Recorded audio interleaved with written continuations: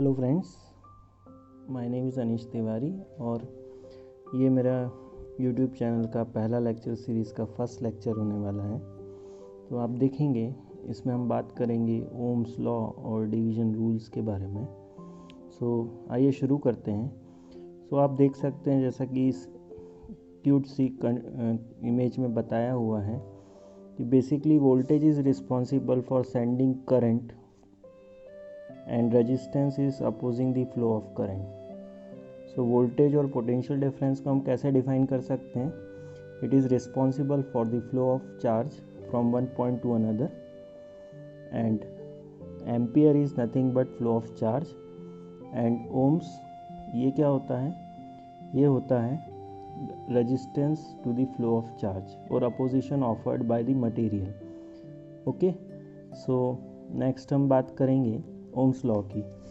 तो ओम्स ने क्या बोला था? ओम्स ने बेसिकली एक लॉ दिया था जिसमें वो बोला था मेटल्स के बारे में स्पेसिफिकली कि इन मेटल्स करंट डेंसिटी जो रहती है वो आपकी इलेक्ट्रिक फील्ड के प्रोपोर्शनल होती है, और जब हम ये प्रोपोर्शनलिटी हटाते हैं तो क्या होता है, एक कांस्टेंट जुड़ जाता है जिसको हम कहते हैं कंडक्टेंस और कंडक्टिविटी।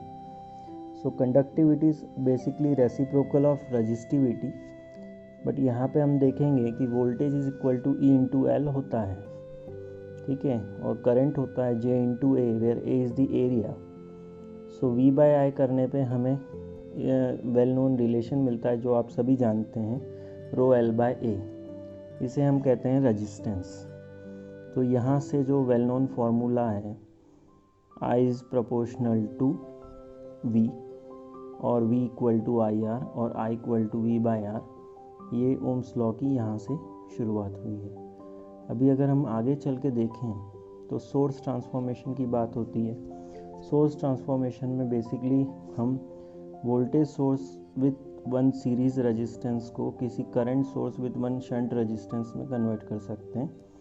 तो ये कैसे होता है? बेसिकली हम यहाँ देखेंगे कि अगर हम इस सर्किट को यहाँ पे कंप्लीट करें तो सर्किट कंप्लीट होने पे जो करंट फ्लो होगा वो होगा I is equal to V by R. We can replace the whole arrangement by a current source having value equal to V by R, that I should be equal to V by R in order to make this arrangement convertible. Next क्या करेंगे, जब current source को हमें convert करना पड़ेगा voltage source में, तो यहाँ पे हम देखते हैं कि जो current flowing through this resistance is I और V is equal to IR. So this V source must be equal to I into R। और रेजिस्टेंस की वैल्यू, रही बात रेजिस्टेंस की, खाली पोजीशन चेंज होती है, बाकी सेम रहते हैं। तो इस तरह से हम कन्वर्जन कर सकते हैं voltage source to current source और current source to voltage source में। अब आगे चलते हैं दोस्तों, देखेंगे इसमें वोल्टेज डिवीजन रूल। तो मोस्ट बेसिक कॉन्सेप्ट है वोल्टेज डिवीजन रूल। आप सभी लोगों ने स्कूल लाइफ में पढ़ा ही होगा। रेजिस्टेंस सीरीज़ में ऐड होते हैं, पैरेलल में उनके रेसिप्रोकल्स ऐड होते हैं एंड सो ऑन। वहाँ की प्रॉपर्टी को हम लेके एक छोटा सा डेरिवेशन करेंगे जिसमें हम कहेंगे, देखिए आप एक सर्किट कंसीडर करेंगे जिसमें दो रेजिस्टेंस होंगे जिसको हम कहते हैं R1 एंड R2, और एक EMF होगा या वोल्टेज डिवीजन बैटरी होगी जिसका पोटेंशियल होगा V।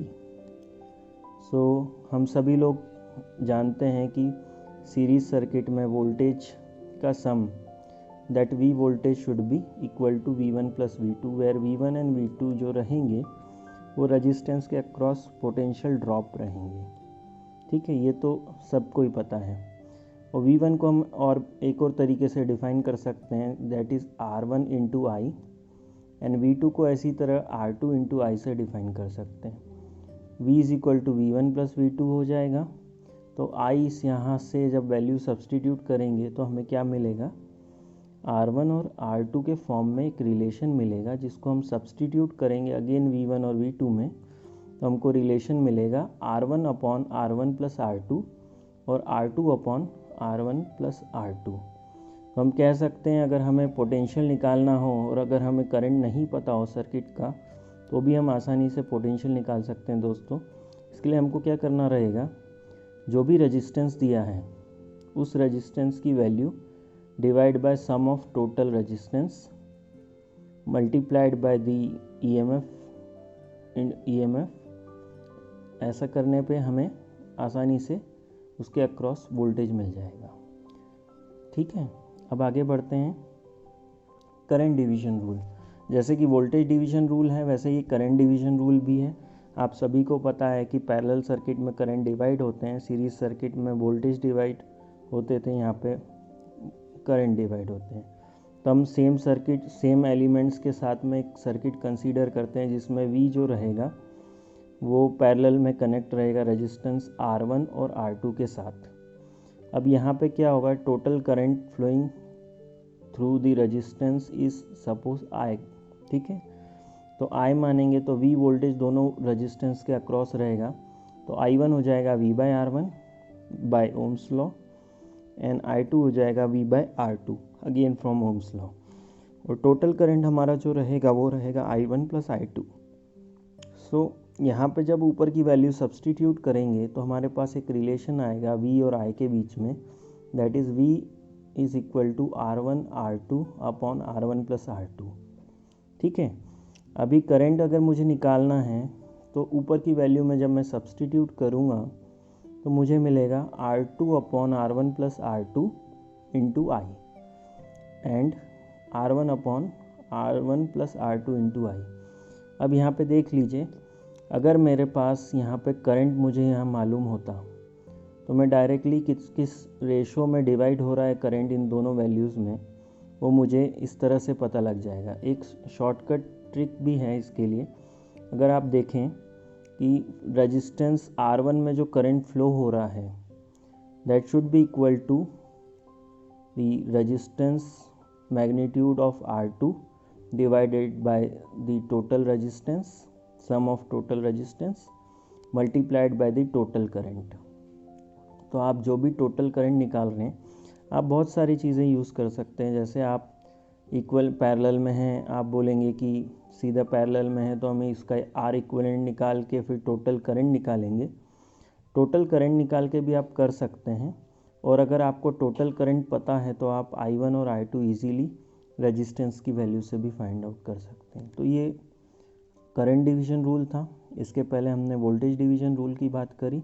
अगर आप ये कॉन्सेप्ट समझ गए हैं तो अब मैं दो प्रॉब्लम आपके साथ शेयर करना चाहूँगा। ये प्रॉब्लम में आप देख सकते हैं कि एक करंट सोर्स दिया हुआ है और बहुत सारे रेजिस्टेंस का कॉम्बिनेशन दिया हुआ है।